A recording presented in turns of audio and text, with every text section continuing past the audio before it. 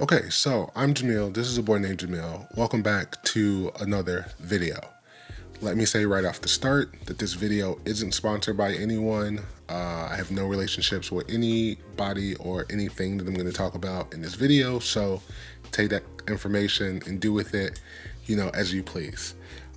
Recently, I was asked by someone who has recently bought a new Sony mirrorless camera, what lens do I think they should go out and buy for the very first Sony lens?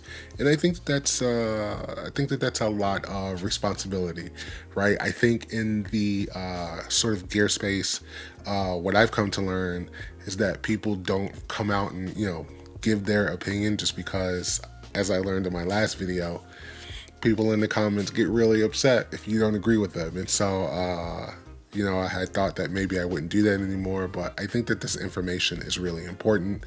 It's information that I wish that I had when I was starting my journey. So if this is important information for you or useful information to you, I hope that this helps. If it's not information that you find useful, or if you agree with me, go ahead, or disagree with me, I'm sorry, go ahead and skip this video, yeah, so that's all I'll say about that. So I have sort of I want to go two different ways with this. The first one is if it were me and I had just bought, a Sony camera, knowing what I know, and I wanted to go out and get, a budget lens that I could just put on my camera and start using right away, that lens would be the Viltrox 50mm f 2.0. I don't know if you have been under a rock or maybe you just haven't been paying attention, but Viltrox has actually been killing it with the lenses that they have been making recently. They have the 138 lab, they have the 32 1.2 lab, so they have like an 85. So they have they've been coming out with some really interesting and exciting lenses for Sony E-mount, but no more exciting than their Air series of lenses. I own two of them. I own the 50mm. I also own the 40mm. But this 50mm is a really interesting lens because for about $200, about $199, you can get this lens and go out and start, making some really, really beautiful photos. It's not a lens that's built super well. There's no weather sealing on it, so you can't take it out like into the elements or anything like that. But just as an everyday walk around lens, I have been having a ton of fun with it. For all of the summer, I have been using it with my A7R4, sort of just like a walk around, sort of everyday carry.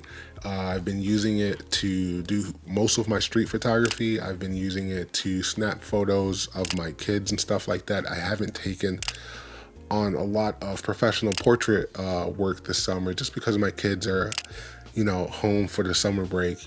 My oldest daughter is getting older, and so I just really wanted to spend most of my time with my kids this summer.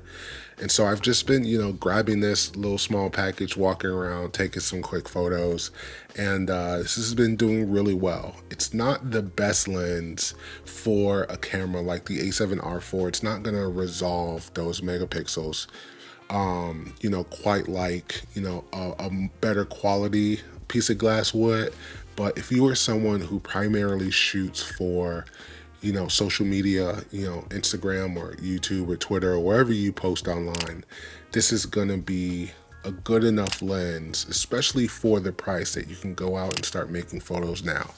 It's, sharp enough in the center of the frame. Once you start getting out towards the corners, you do start to realize that it does vignette a lot. If you start shooting really contrasty stuff, you'll notice some chromatic aberration. And then other than that, the good news is that finally there is a lens profile in Lightroom.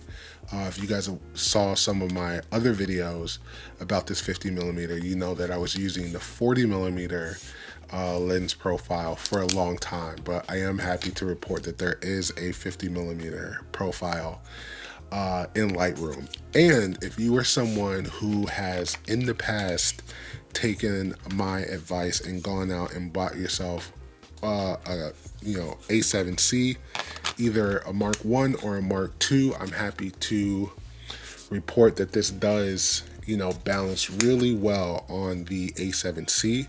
And then, you end up with a really small sort of everyday carry package. And so, so the 50 millimeter Viltrox, $200, good enough for social media, fun to carry around, to just sort of start making photos with. That would be the lens that I would say is a no-brainer. Go out, buy it. I think it's the best budget 50 millimeter out there.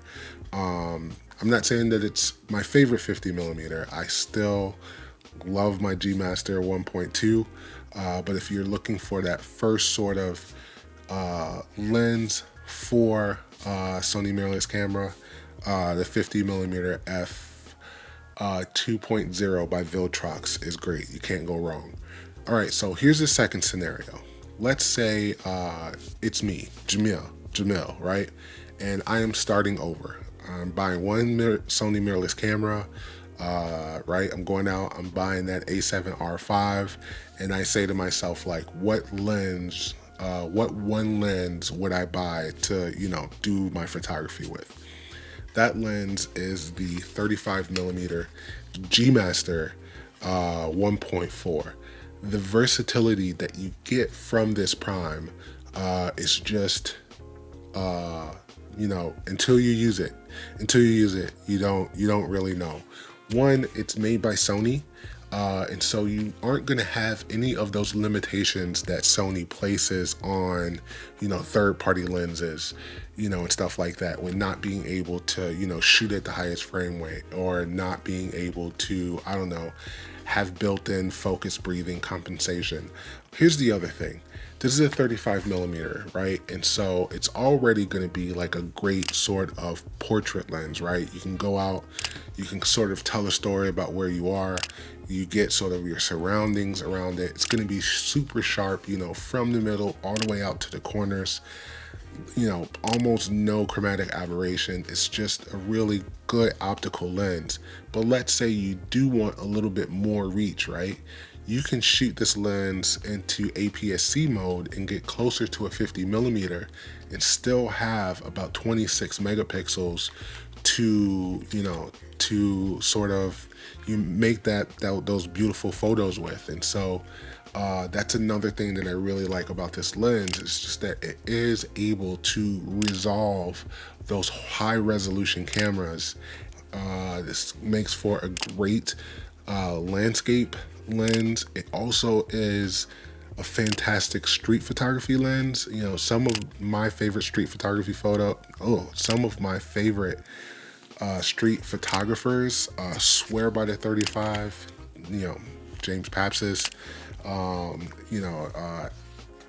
Andres Sanguinetti, all of those guys, 35 millimeter is their go-to.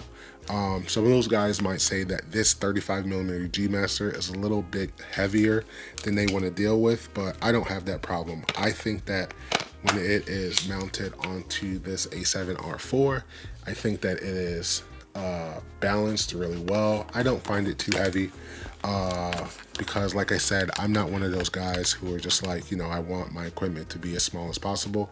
I think that this is a beautiful little setup to go out and make photos with. And then the other thing is that it is built very well. It does have the weather sealing, so you don't have to worry about the rain or the snow, so that you don't have to miss days of photography. You get the aperture ring, you get the focus hole button, you get the clicky switches, you get all of Sony's sort of newest technology in this G Master lens. Oh, and you don't suffer any of the slower, focusing that you would with the 50 millimeter. Now, this is a pricey lens, the G Master. I think new, it's still like $1,400, but if you find it used, I'm sure you can find it for under $1,000. Now, it's not perfect. It's not all roses. If you are someone who shoots video and you're looking to shoot video with a 35 millimeter, I should let you know that this lens does focus breathe a lot. And so, in fact, it's probably the worst lens that Sony makes for focus breathing. But if you have a newer Sony camera like the A7 IV or newer, you should have the built-in focus breathing correction in your camera, focus breathing compensation. And so then, although it will zoom in just a little bit, you don't have to worry about that. And I think that's the only downfall to this lens, the only one that's important to me. So those are the two lenses that I would say, are essential. If you're new to the Sony mirrorless, cameras, and you're looking for that one lens solution, if you're on a budget, I don't think that you could go wrong with this 50mm, because Viltrox has been doing some great things with their, Air series lenses. I own 2 of them. Possibly I might own 2 more for the Sony A6100, and then the 35mm G Master is just unmatched, if you ask me. So that's my opinion. If you have any questions about that, leave them down in the comments, and I'm sure that if you disagree with me about some stuff, you'll leave those down there too. Let's talk about it. I'm Jamil. This has been a boy named Jamil, and I will talk to you guys later. Peace.